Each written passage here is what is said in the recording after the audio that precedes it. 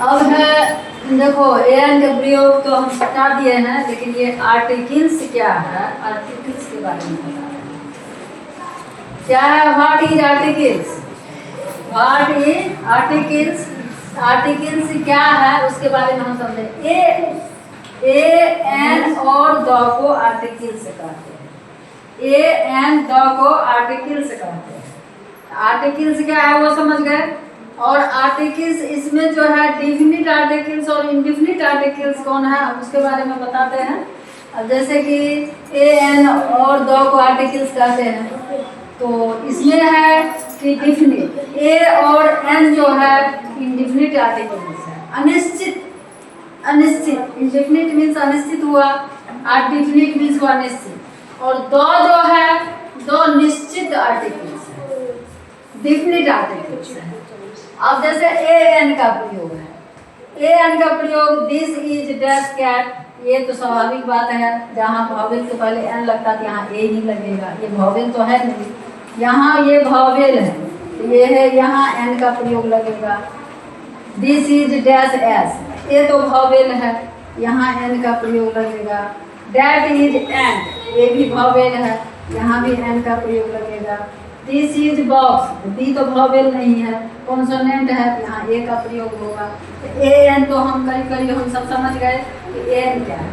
Articles है ए an और the articles, ये भी हम समझ गए। ए एन इनडिफिनिट आर्टिकल्स और द जो है डिफिनिट आर्टिकल्स है। कोई भी तुमसे पूछेगा कि इसमें आर्टिकल्स क्या है, आर्टिकल्स है, what is articles, a an और द को आर्टिकल्स कहते हैं। उसको हम ये बोल सकते हैं ए एन और द को आर्टिकल्स कहते हैं। अब बात रहा दोनों में डिफिनिट कौन है, इनडिफिनिट कौन है।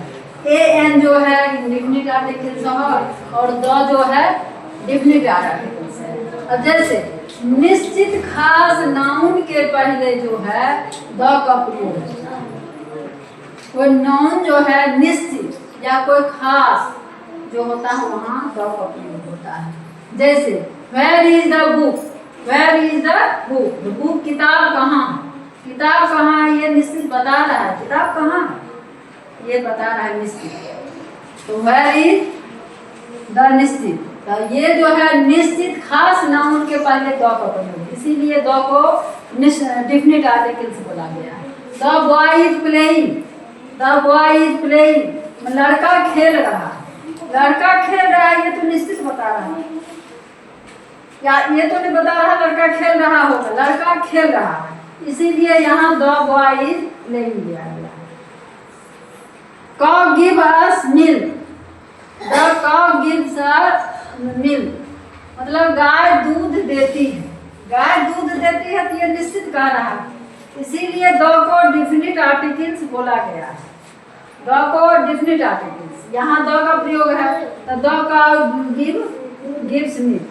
द रामायण, द बाइबल, तो ये सब जो है रामायण है, गंगा है, इंडिया है, ये सब के ये जो निश्चित है तो वहाँ द का प्रयोग होता है, इसीलिए द को डिफिनिट आर्टिकल्स बोला गया है और ए और एन का इनडिफिनिट आर्टिकल्स है। अब हम आर्टिकल्स के बारे में समझ गए, ये भी समझ गए कि कौन डिफिनिट है कौन इनडिफिनिट है, कहाँ हमको द का प्रयोग करना चाहिए, निश्चित खास नाउन के पहले द का प्रयोग करना चाहिए।